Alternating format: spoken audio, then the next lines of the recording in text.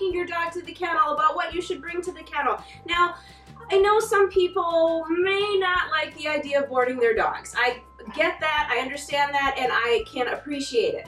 But for other people, it is a necessity. And we are lucky enough that the kennel that we go to, Terry's sister owns it. I ran it and owned it for 12 years, and Audrey bought it from me, and now she runs and owns it. And she does a wonderful job. We are so lucky. The dogs love to go there. She's just so good. So anyway, we are going to be talking about what you can bring to the kennel to make your dog stay a little bit easier. Now, I will tell you, in 12 years of owning a boarding kennel, what you doing? In 12 years of owning a boarding kennel, it is much harder on the people than it is the dogs. Generally, dogs do just fine at a boarding kennel. If you do your research, I'm going to give you some tips on that as well. So let's get into this video. So the very first thing you're going to want to do is you're going to want to visit that boarding kennel. If they don't want you to visit and bring your dog, don't go there. It's a huge red flag.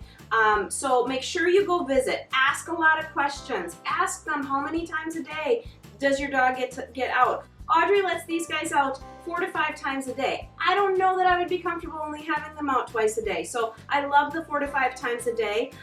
Ask them if they get to play with other dogs. A lot of boarding kennels, if you give them permission, will let your dog play with other dogs. I don't do it just because I'm not quite comfortable with these guys. They're a little nippy at other dogs, so I'm just not comfortable with it. But if your dog loves other dogs, by all means ask that. You can also, before you pick your dog up, you can ask to have a bath, you can ask to have their bedding washed. I mean, you can ask all kinds of things. Boarding kennels have all kinds of amenities that you can get. Anyway, so those are some of my tips on going to visit a boarding kennel. One thing I will tell you, when you go and visit, there is going to be a lot of barking.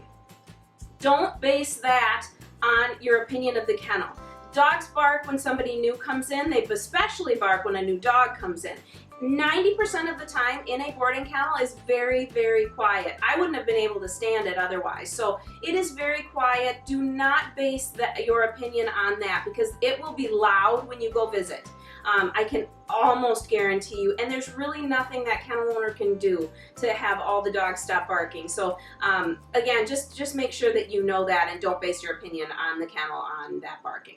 So some of the things that you can bring to make your dogs feel more comfortable at the kennel, I always bring their bedding. I bring a big dog bed. It usually takes up the whole inside, but at this kennel you get an 8-foot outdoor section too where they can go outside. But I usually bring a big dog bed. I usually bring their blanket just because Willy and Tilly like to burrow. Guinness likes to curl up in it. So I usually bring a dog bed and their blanket.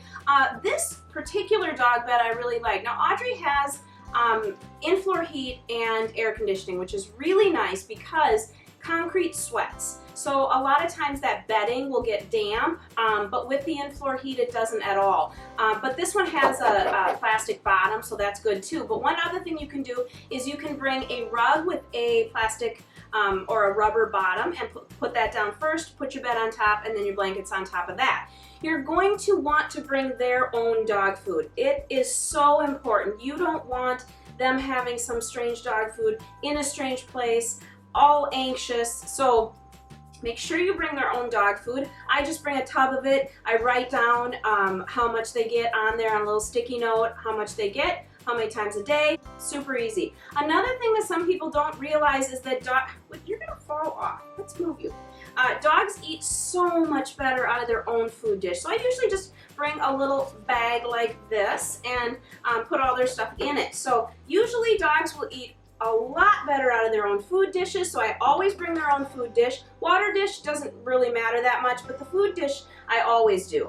So bring their own, and then I usually bring some toys to go, some of their favorite toys. This is Willy's favorite at the moment, the Tilly's favorite at the moment, although gotta have her ball too. So that'll just make them feel a lot more comfortable, a lot more at home. And again, if your kennel does not allow any of this stuff, that would be a red flag to me. It really would. I wouldn't be comfortable not having some of their familiar things in there with them.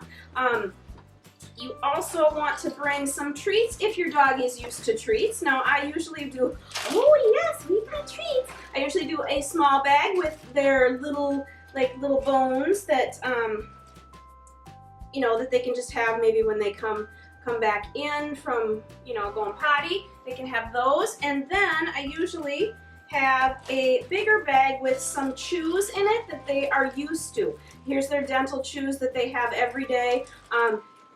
I've seen this so many times in the kennel, and I understand it. You feel guilty leaving your dog. You want it to have something special, so you buy it a big old fatty bone. It happens a lot with larger breed dogs.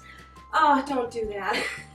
Because that bone is going to go straight through them, and it's going to be kind of a miserable experience for the dog and for the kennel owner. Don't fall off. So yeah, don't bring anything that they are not completely used to. So I just bring 2 bags like that of their treats, and I also medication if they are on any medications. Guinness is on 2 medications or 3 on medications at the moment. So I just put these in a little baggie, and I write down on a piece of paper, Friday PM, all 3 pills, Saturday AM, only the 2. So I write down, so it's very specific.